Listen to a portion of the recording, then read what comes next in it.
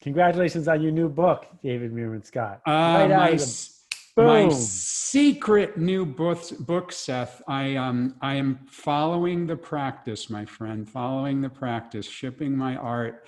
You know that one. I started writing about virtual events. When did I start? I don't know, 4 or 5 months ago, like around the Right. time we first spoke. And then I got into it. And I'm like, wow, I kind of know what's going on here a little bit, as much as Yeah. anyone. And so then, well, maybe I should make it a book. And then I called my friend Michelle because she puts the events on and I'm just a speaker. So I don't know the other side of it. And we cranked it out in 2 months. And I'm so happy I shipped. And as I was working on this book, I was reading the practice. And you kept saying, make your art, ship your art, get it out there. And I'm like, yes, yes, yes. So I love the book. It's super, super timely because of that. Well, thank you. And your book, you know, there are all these people who do conferences who have no clue. They're afraid. They want to do something that's deniable. Right. And by establishing a new standard, you've just raised the quality of life for a lot of people. Well, and who knows if it's the standard, at least at the moment, maybe, but you know, things are changing, as you know, so quickly. But It's true. I'm so glad it got it out. I'm so glad I shipped my art. Oh my gosh, you know, and I truly was like almost every day thinking, Seth says I got to ship, because I was reading it on my Kindle, so I was like doing like this. Seth says I have to ship. So thank you for writing this book. It seems like you're always like in my mind as I'm thinking about what's going on in a certain part of my life, all the way back to permission marketing. And I've read everything, which is great. So this one is interesting because it's about shipping art. It's about creativity. It's about how creativity is a choice, which I love. It's about how you have to like overcome fear to do creative work and put it out there and be a little bit vulnerable, which, you know, in my mind, I've been doing for a pretty long time. But I wondered if you could talk a little bit about what you mean by art, specifically from the perspective of someone not like us who are on their own with Sure. no boss other than our wife, but perhaps are working in a big company. How is this the same or different for them? So, you know, I'm in the word business and yet I keep picking words that are confusing. So I've defined marketing to be something that isn't about hype and manipulation, but is anything that touches the market, which is everything we do. And I'm defining art as the human act of doing something that might not work for a generous outcome. Those are the three elements. If you don't do that, a computer is going to do your job, Hmm. or someone cheaper than you is going to do your job. And so we have this opportunity slash obligation to say, wait a minute, what are the greatest hits that happened in this big company's offices in the last 2 months? When people think about the extraordinary contributions of the last 2 months, are they saying, well, they came on time every day and they did what I said? Are they saying every time we had a Zoom call, they were a butt in a seat? Is Hmm. that what they're saying? Probably not. What they're saying is, this was a problem no one thought could be solved and they solved it. Or they're saying, this person leaned into somebody else who was in emotional distress and made their life better. Or they're saying, this person went off the playbook and saved an important customer. I mean, we can go down the list of all the things they might say, and every one of those was a work of art because it was emotional human work on behalf of someone else, solving a problem in a way that hadn't been solved before. That's our work. That didn't used to be true. You know, if you go to International House of Pancakes, some people's favorite foreign restaurant, they have a list of the employee of the month on the wall on the way to the bathroom. To get to be employee of the month at the International House of Pancakes, you just got to show up for your shift. Hmm. That's not where we work anymore. It's more than that. It's how do you lean in with a practice that persists even if the thing you did didn't work, because you figure out what might work next time. How does somebody find that passion, the part that I can do better than perhaps the rest of my team, or I have something to add that's valuable in this particular situation? How do they find that passion, and then how do they maybe work through the fear of sticking their hand up if they're mid-20s junior employee, and there's all the big shots hanging around. Or if they're a 50-year-old and they're afraid, right? It's everybody. Right. So you and I have known each other a while, and we both have canoeing in our background. I was one of the most prolific and successful canoeing instructors in all of Canada for many, many years. I've taught thousands of people how to canoe. Wow. And kids would come up to me and they'd say, "Oh, I can see how much you love canoeing. You're not sailing or windsurfing or tennis. You must have a real passion for this." I'm like, nah, not really. It's just a path. It was a path to get to where I want to go. What I have a passion for is art, a passion for making change happen. And I picked canoeing because the lane was free. So I went for it, That's right? interesting. But in my spare time, I don't canoe by myself. I canoe if I can teach, because that's what it's for. So the answer to the first half of your question is, you don't do work because you're passionate about it. You become passionate because you're doing the work. That's a choice. And otherwise is to assert it's a talent, to assert that you were born with it. I don't believe that. I don't think Van Gogh was born to paint oils. If he was born today, he'd be working in the computer business. And if he was born in 1500, he wouldn't have been a painter. He did those things to trigger an emotion, not because he was hardwired to paint, right? And if you're a 20-something or a 50-something, and you're saying to yourself, I don't want to raise my hand, you just told yourself the truth. Thank you. That's the hardest part. To acknowledge, not that you have nothing to say, because you do have something to say. Not to say, I don't have any questions, because you do have questions. But simply to say, I don't want to be on the hook. If I raise my hand, if I seek the smallest viable audience, if I lean out of the boat, I'm on the hook. I'd rather not be on the hook. And what I would say to that person is, you've already done the hardest part, which is acknowledged your fear. And now you have to dance with it, because guess what? The people who aren't on the hook are going to get thrown overboard. The people who aren't on the hook, we don't have room for you anymore, because we're going to outsource that job. Right. It's so interesting, the dance with your fear thing, because I was so fearful, like so many people, of public speaking when I first started out. Oh my gosh. Like the hands were like on the podium and white, and I was perspiring, and it was horrible. Now it's one of the favorite things that I do. I absolutely love it. And don't tell any of the people I speak for, I would do it for free if I didn't have to feed my family. I mean, it's just so interesting. But I never, ever, ever, in a gazillion years, would have said my passion is speaking. It was because I danced with the fear, as you said. So how interesting is that? As I was thinking about our favorite band, the Grateful Dead, I was thinking about giving gifts and how the Grateful Dead put their art out there for free, in the sense that they allowed fans to record their concerts. You could trade the tapes in the early days and MP3 files later on. The core four are still making music 55 years later. And I'd be interested to know if you think that they were making art for themselves in the early days, or whether they were making art for other people in the early days. And I'm kind of wondering, second half of this question is, do you recommend with the practice that you create art for yourself, or that you create art for others? Okay, such juicy stuff. So let's start with generous. Generous has very little to do with free. Lowering your price isn't always generous. What's generous is expending emotional labor to help somebody get to where they're going. So you can say the Dead were generous because you could trade the tapes, but you could also say the Dead generated $500 million in ticket sales and other ancillary income, and are some of the richest musicians in the history of the world. Yeah. So they weren't running around doing things for free. They were running around being generous. Their concerts were generous because they could have played Jack Straw the same way every time, and they didn't.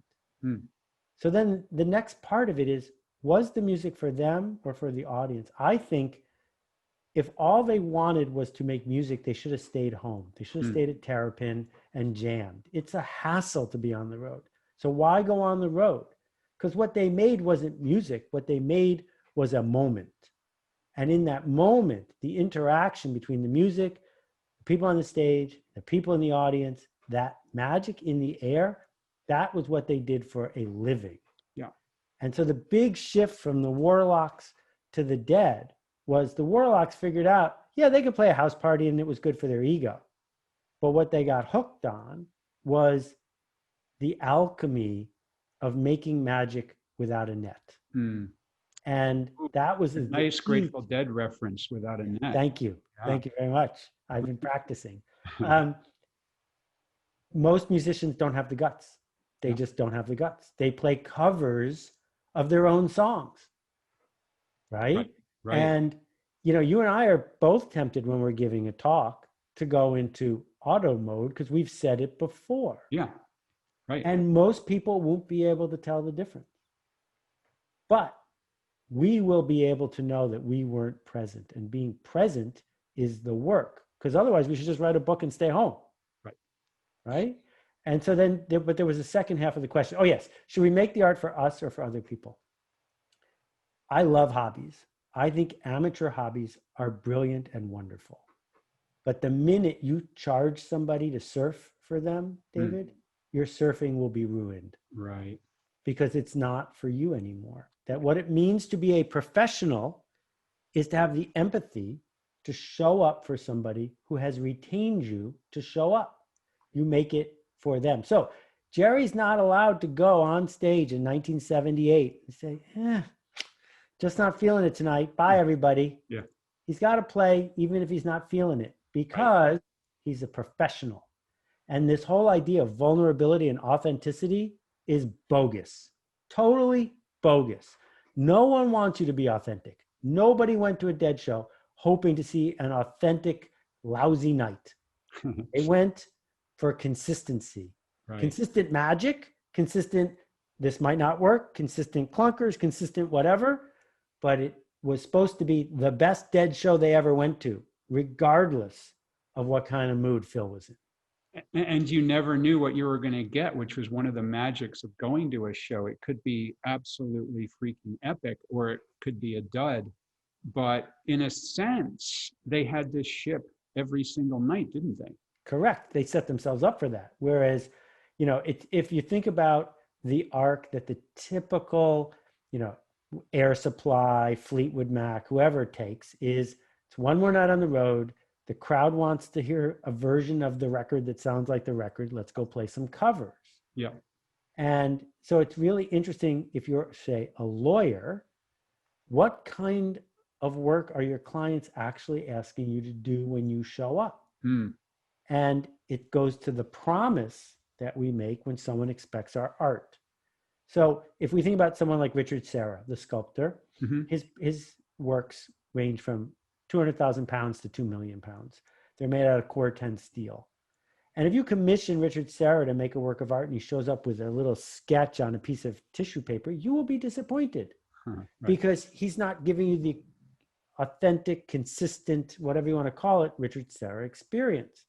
On the other hand, there is no question that there are performance artists, Marina Abramovic, who, if she showed up and did a repeat of something she'd done before, you'd be bitterly disappointed. She sells the spin of the wheel. That's what people buy from her. So you got to figure out what's on offer from me when people come here. I'll give you one more example. Let's say you're a therapist. Yep. If you're a Freudian therapist and you've been sitting with someone every Tuesday for 20 years, they keep coming back because you're consistent, the same. Whereas if someone comes to you and needs an intervention that's off the wall because they're really desperate, don't act like that Freudian therapist because you will disappoint them and not make them better. Right. So what does it say on the sign in front of your office? That's what we got to figure out. So interesting. One of the things that I really enjoyed reading about, and that not using the language you use, but I say to people a lot, is you talk about credentials, degrees, the famous publisher, the famous record label, the recognized logo on your business card. Maybe you could just share a little bit your thoughts on how important it is, or maybe isn't, to have someone else stamp their approval of your art. Right. So credentialing goes both directions. So as a marketer, I will tell you, you are being judged. You are being judged long before they open the book, long before you open your mouth. And so that credential that they announce when they're announcing your bio before you go on stage, or when they tell the client who they've brought in, that is a priceless form of shortcut to earn trust. And I think it cannot be overstated in certain industries how much it matters. Hmm. But in most places, most of the time, it's the opposite.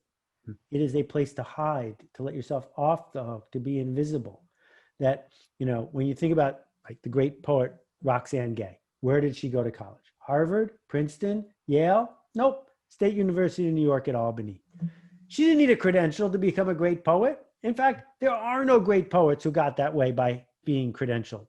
Right. So to compromise so many parts of your life to work your way through Princeton when you didn't need to, you exerted yourself for a credential because you were afraid to say, it's me. And so I'm arguing we got to be honest with ourselves about what are these credentials for, and how much are we using them to expose ourselves to the truth, and how much are we using them to hide ourselves from the truth. And I love that so much, because I like to tell young people that I got a gentleman's C in freshman English and never took another English class again, and never once in my life ever took a marketing course. Yet I have written Wall Street Journal bestselling marketing books. So go figure that, right? Yeah. Just pick yourself, to use a Seth term, and do it. Yeah, and I hope surgeons don't do that, right? Yeah. But surgeons make a different kind of promise. Yes. And most of us don't make that kind of life or death promise that a surgeon makes. Yeah, that's absolutely right. So another one of my favorite Seth Godin books is The Dip.